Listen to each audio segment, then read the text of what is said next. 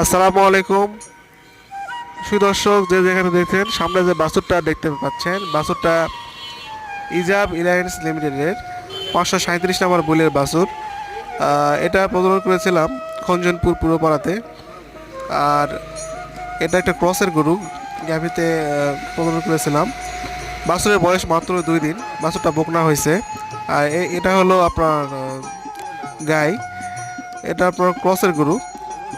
আপনার দেশি গরুতে ফ্রিজিয়ান দেওয়া ছিল, সে থেকে আপনার ক্রস। আর এখান থেকেই একটা বাছুর আসছে, এটা হলস্টিন ফ্রিজিয়ান জাতের আপনার 537 নম্বর বুলের বাছুরটা আসছে।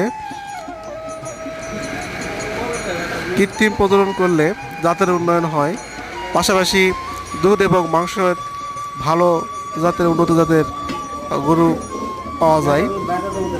বাছুর